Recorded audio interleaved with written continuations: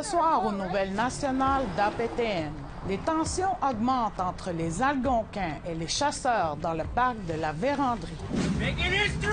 Une communauté Mi'kmaq de la Nouvelle-Écosse a décidé de réglementer sa propre pêche sans l'intervention du Canada. Et en entrevue, l'honorable Julie Philippe, la première femme autochtone nommée à la Cour du Québec à la Chambre civile. Bonjour, je suis Sylvie Ambroise. Bienvenue aux Nouvelles nationales d'APTN. Les Algonquins du Québec maintiennent l'interdiction de la chasse sportive à l'orignal sur leurs terres ancestrales. Et la situation s'envenime. Un Algonquin a été heurté par un véhicule sur les lieux d'un barrage. APTN News détient un enregistrement de l'incident. Un reportage de Jeff Dorn. Tout commence par une conversation. Huh? Combien vous en tuez par année des orignales? Whose land is it? It's everybody's land. Mal à l'aise, le pourvoyeur propose un compromis. Yeah, you can go to your poovery, but your hunters can't go with you. La tension monte ensuite d'un cran.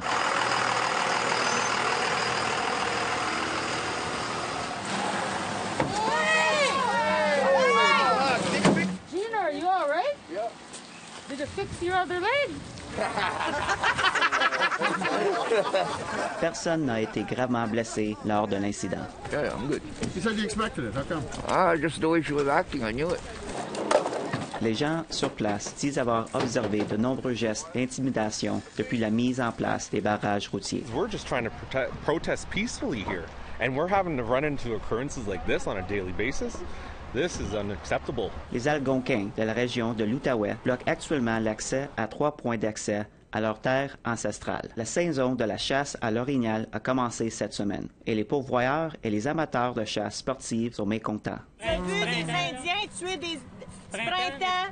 Ils ont tué une maman avec son bébé dans le ventre sur le bord du chemin. Mais les Algonquins expliquent qu'ils n'ont d'autre choix que de monter des barricades. Parce que comme l'épicerie la plus proche est à plus d'1 heure de route, le déclin de la population d'orignaux menace leur mode de vie. A moose will feed, 5 to 6 families, just one moose for the whole year. And, once the moose are gone, we will, what is there to eat? Le gouvernement du Québec reconnaît qu'il y a une baisse de la population d'orignaux, mais cette baisse n'est pas suffisamment importante pour imposer un moratoire complet sur la chasse sportive. Le gouvernement indique avoir observé une diminution de 30% du nombre de permis délivrés. Une superficie de 1200 km² a été déclarée zone où la chasse sportive est interdite. Un comité a également été formé pour gérer les aires de conservation. Pour les gens sur place, ce n'est pas suffisant. Quebec has their own agenda, and we're not part of it. But in reality, they have no choice. We're not going nowhere. À la façon dont vont les choses, les barrages routiers ne disparaîtront pas de sitôt, ce qui signifie que les tensions ne feront probablement qu'augmenter. Un reportage de Jeff Dorn, des Nouvelles nationales d'APTN, réserve phonique à la Vérandrie, Québec. Tadé André, un aîné Innu de la communauté de Matimicouche-Lac-John, est décédé à Ottawa où il était hospitalisé. Il est décédé des suites des complications de la COVID-19. Il s'est rendu à Ottawa au début du mois de septembre pour visiter un ami avec une escale à Québec. C'est là qu'il aurait contracté la maladie selon Radio-Canada. Tadé André a été un ancien chef pour sa communauté de Matimicouche-Lac-John dans les années 2000. Il devient le premier décès à survenir de la COVID-19 de la nation Innu et de la région de la Côte-Nord. Nous vous invitons à nous suivre sur les réseaux sociaux. Vos commentaires, suggestions et questions sont les bienvenus.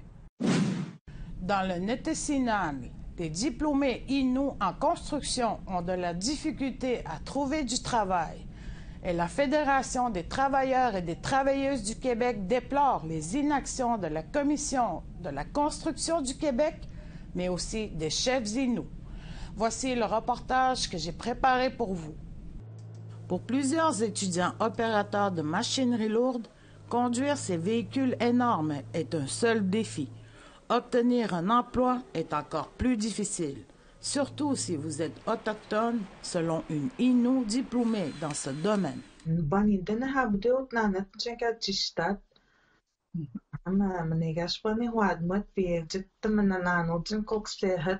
Ashini n'est pas la seule qui pense de cette façon. Le peuple autochtone est nécessaire à l'avancement de la région du Nitassinan. On a besoin des chefs qu'on les aide de notre côté. Bernard Gauthier est représentant syndical pour la FTQ.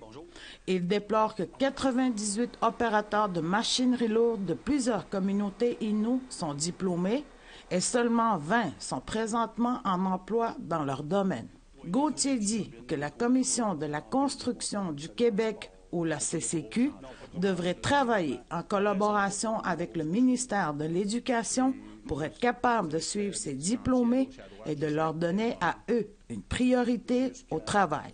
Ces jeunes-là, moi je sais, j'ai été les voir, je me rappelle, les filles et les gars, ils avaient les yeux qui brillaient, ils étaient fiers d'accomplir quelque chose qui n'était pas commun pour eux. Gauthier dit que souvent, il faut avoir des contacts pour pouvoir travailler dans les chantiers. De plus, il soulève aussi la question de l'octroi des contrats où les habitants de la région ne sont pas priorisés. Par conséquent, Gauthier en appelle aux chefs Innu.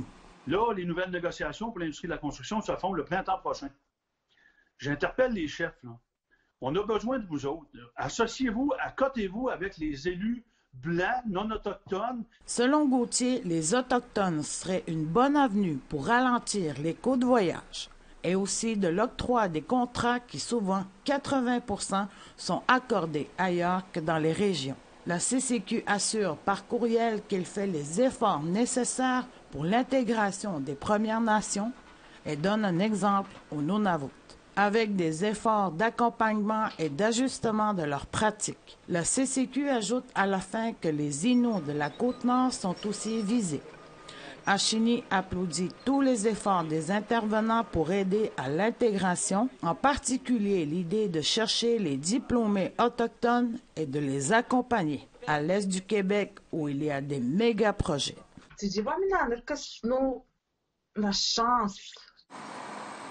Sylvie Ambroise, Nouvelle nationale d'APTN, Montréal. Au retour, on vous parle du conflit en Nouvelle-Écosse entre les pêcheurs Mi'kmaq et les pêcheurs allochtones. Restez là.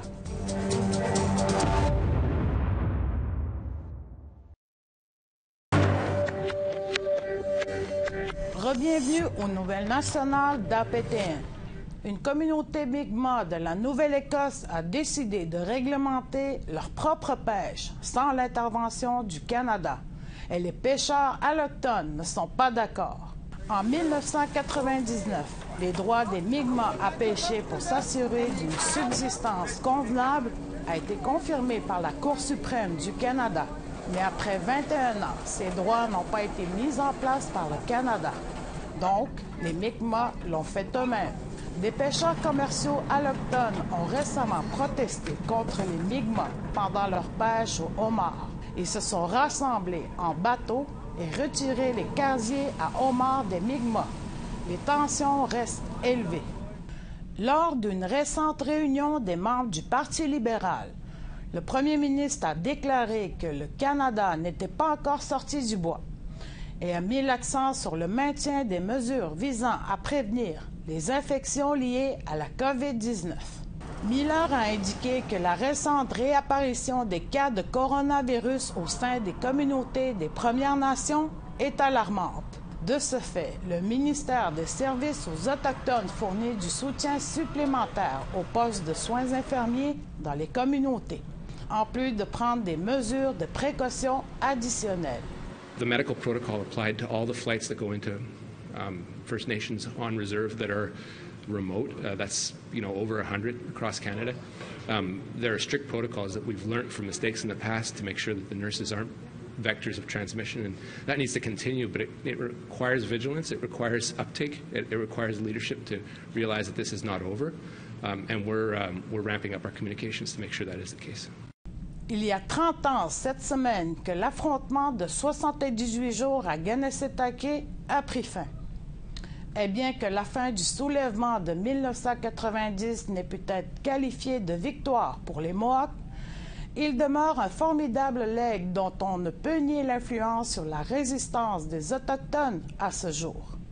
Ceci étant dit, voici la dernière partie de la série « Sous les pins », une histoire orale des événements de 1990.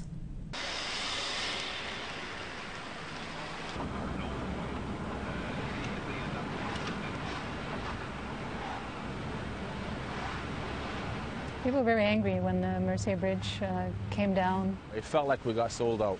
And all the leaders got together and said, this is how we're going to de-escalate in Kahnawake. It's going to happen over several weeks. By the time we got back up the bridge, they were already dismantling the blockade. Essentially, that was the only thing that negotiations were about. Because of that happened, we felt like we abandoned Kanesatake. People like Joe Norton were really pushing opening up the Mercier Bridge, and people were very angry at him for that. There was concerns that the military were going to be forced to come into the community, and there would be loss of life and things of that nature. Well, the thing is, it couldn't go on forever, and you know, Kahnawake had to do what Kahnawake had to do. I mean, it had to end sometime, but it was very. People were deeply disappointed when the Mercier Bridge was opened up. And that left Kanesatake with no protection.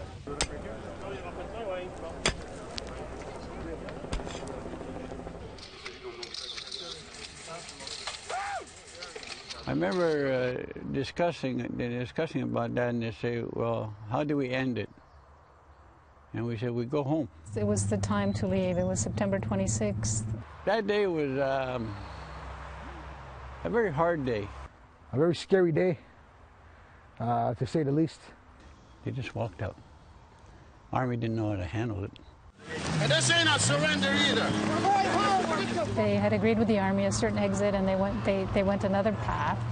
And you know, soldiers being very regimental, didn't know what to do.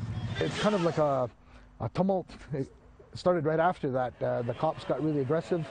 They just wanted an excuse to hurt our people. I got hit in the back of the head with a M16, and they still could not get the handcuffs on me behind. I was in the ditch. At this point, it was very nerve-wracking. I thought this was it. They're gonna either beat us all up or they're gonna shoot us. They had one handcuff on me, and I was half conscious, half awake. I felt helpless. I really did. I had a lot of feelings that weren't always the best feelings. Like I wanted to be part of it, and I couldn't do it. I couldn't physically be with them. And I go to get up, and I go to throw a punch, and I had to throw in some good punches. I got some shots in, And he says, "Warrior," he says, "it's over." Where they were loading everybody on the bus, he says, "Go with your men." He says, "That's where you belong." He says, "It's over." So I go stand by the bus. They're searching everything. They never search me. I got a pair of camel pants on and a sweatshirt. I got a big pair of toenail clippers in here, So these guys are standing in front of me in the aisle, and they got their hands behind his back. And I take those, they never even took my clippers, I snip the end of the plastic. I go like this, boing. I pass them down.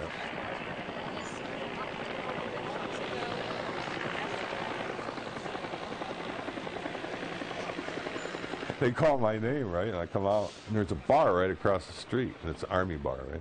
I didn't know it was an Army bar. I run right in there. There's the same guys that I've been fighting all summer, and I elbow my way through. The place is packed. I says, give me 4 double shots of Canadian Club, and I want 6 quarts of Molson's. And I look around, and I hear somebody holler, "That's on us!" And I took them and I poured them in a big cup because we were waiting. We were going to a thing in Kahnawake.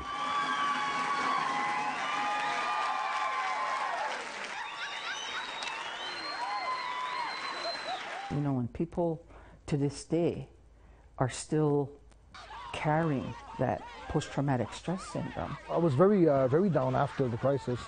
Took me many years to get over it. I mean, I had a lot of feelings of guilt for whatever reason, right? Like I felt like I should have done more. So what the hell did we fight for anyways? Come back, it's worse than it is now. There's more cops than when we left. I was never more depressed. It's normal to feel these things. It's normal to feel a little bit down. It's normal to feel angry. but it's what you do with those feelings and how you get rid of them. I think that's the key to surviving. We remember, you know, as the French in the province of Quebec like to say, je me souviens. So we remember too, because it's not that long ago. But did it accomplish anything really? No, not really. When you look at it, nothing was settled. There was still a lot of tension, right? It didn't end on September 26th. There was subtle forms of retribution by the government of Canada, Quebec, and SQ afterwards. The harassment was terrible. Yeah, what it did was it generated that spark. And we've heard that from all the people years after who came by and says, you know what, you awoken us. It kind of was a resurgence of that resiliency and resistance to colonial legislation, colonial racism, and the institutionalized racism that still exists in Canada. Hopefully we never have to do it again, but if we do, I'll see you there. I think it's worth it when I look and walk in the pines and see them still standing there. I think our ancestors would have been proud. It was a collective effort. Somebody said, what did we get out of 90? I said, if you can't see it, I feel sorry for you because it's all around you. Après la pause, je m'entretiens avec l'honorable Julie Philippe Innou de Macheteuillache, récemment nommée juge à la Cour du Québec à la Chambre civile. Soyez là.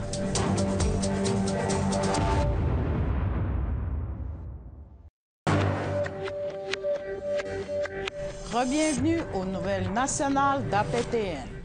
Au début du mois, Brad Rieger, cri de la Saskatchewan, est devenu le président de l'Association du barreau canadien. Une première pour cette association de nominer une personne issue des Premières Nations. Et maintenant, au Québec, il y a eu aussi une première au niveau de la magistrature. Une première femme autochtone a été nommée à la Cour du Québec, à la Chambre civile. Et la voici, l'honorable Julie Philippe de la Cour provinciale du Québec et Innou de Macheteuillache. Oui, Madame la juge, félicitations pour votre nomination. Merci énormément. C'est tout un honneur d'être avec vous aujourd'hui, puis aussi d'avoir été nommée à cette fonction-là. Voilà. Vous jugerez quelle sorte de litige? Expliquez-nous votre rôle. Alors, en chambre civile, il y a différents volets à notre pratique, si on peut dire ça. Il y a évidemment les petites créances, donc les gens qui ont des litiges de petite valeur, mais qui sont des litiges importants pour eux, donc des litiges jusqu'à 15 000 $ qui se présentent devant nous. Et la chambre civile régulière, c'est des litiges qui, actuellement, la valeur maximale est 85 000. Et il y a aussi tout le volet d'accompagner les parties de plus en plus vers des règlements à l'amiable. Hein. C'est l'essence du nouveau code de procédure civile. Alors, on va aussi essayer de guider les parties vers des règlements à l'amiable. Parlons maintenant de votre implication auprès de l'Université de Sherbrooke avec le recrutement des étudiants autochtones en droit. N'y avait-il pas des inscriptions réservées aux Autochtones?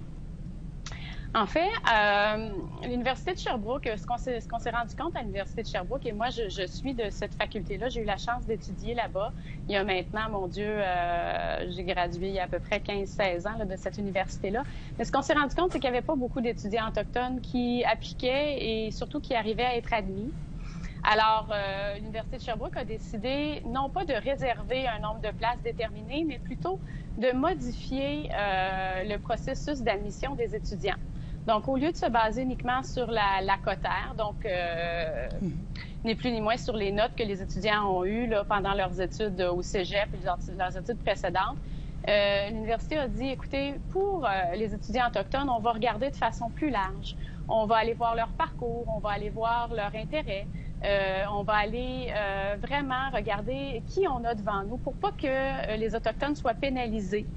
Parce qu'on sait que des fois, dans nos communautés, l'arrivée au cégep est plus difficile, la période d'adaptation est plus longue, il y a des défis autres. On a des membres de nos communautés qui arrivent aussi avec des enfants. Donc, c'est un peu tout ça qui a donné lieu à cette belle initiative. Actuellement, on est à peu près, là, j'ai pas les chiffres exacts, mais 125 avocats autochtones au Québec et on espère faire augmenter ce nombre-là par des belles initiatives comme ça. Vous êtes également impliqué au Centre de justice des premiers peuples. Quelle est la mission de cet organisme? En fait, je ne suis pas impliquée encore auprès de cet organisme-là. J'ai été impliquée là, pendant une période d'à peu près 1 an et demi. Et donc, jusqu'en 2018, j'ai dû là, cesser de m'impliquer auprès d'eux parce que je me suis mise à siéger sur un tribunal administratif en matière carcérale. Donc, je vous explique quand même ce bel organisme-là. Dans le fond, le but, et c'est un organisme qui est encore jeune, qui est dans les locaux du Centre d'amitié autochtone. Et le but, c'est d'accompagner les membres de nos communautés, donc les Autochtones qui font face à toutes sortes de réalités là, dans le cadre, dans le système de justice. Donc, que ce soit en matière criminelle, en matière carcérale et aussi en matière civile. Ce que le centre là, tentait de mettre en place et tente, là, à ma connaissance, encore de mettre en place, c'est une façon d'accompagner la clientèle qui parfois vient du Nord, arrive à Montréal, ne connaît pas ne serait-ce que les lieux physiques de la cour, le fonctionnement. Donc, il y a un volet prévention de cet organisme-là, puis il y a un volet aussi accompagnement par la suite. Par exemple, ils pouvaient aller dans les pénitenciers pour aider les délinquants qui étaient sur le point d'avoir un retour en communauté, pour les aider à avoir des ressources, un point de chute une fois de retour en communauté. Donc, c'est un peu, c'est très large, en fait, et je pense que c'est un travail qui va se poursuivre, puis c'est un travail qui est important là, à continuer pour les prochaines années. Donc, voilà. Puis, vous êtes aussi impliqué dans le centre de la petite enfance Soleil Levant, un CPE pour les enfants autochtones. En quoi est-ce nécessaire que d'avoir ce service en milieu urbain? Écoutez, c'est une richesse extraordinaire. Moi-même, j'ai 3 enfants, donc j'ai été impliquée auprès de ce centre-là jusqu'à il y a quelques semaines, pendant une période de presque 10 ans. Moi, quand je suis arrivée à Montréal, je ne pensais pas que mes enfants pourraient grandir au quotidien dans la culture autochtone et j'ai eu la chance de trouver ce CPE-là qui venait tout juste d'ouvrir. Et écoutez, dans les locaux, il y avait des touches autochtones. Il y avait aussi une aînée qui venait quelques fois par semaine chanter des chants traditionnels avec les enfants, jouer du tambour. Il y avait aussi des repas traditionnels qui étaient partagés avec les enfants. Puis c'est un lieu aussi d'échange parce qu'on se retrouvait avec plusieurs parents de différentes communautés qui se rejoignaient là et qui partageaient leur quotidien ensemble. Mais c'était pas réservé uniquement aux familles autochtones. Donc, c'était aussi la rencontre entre des familles autochtones et non autochtones. Alors, pour moi, c'est essentiel. C'est intéressant. Merci d'avoir été avec nous, Madame la juge. Je vous souhaite une belle carrière. Yamé. Merci. Je partage cet honneur-là avec tous les membres de notre communauté. Merci. C'est ce qui conclut le bulletin de nouvelles nationales d'APTN. Je suis Sylvie Ambroise. Merci beaucoup d'avoir été des nôtres. Prenez soin de vous et à la semaine prochaine. Yamé.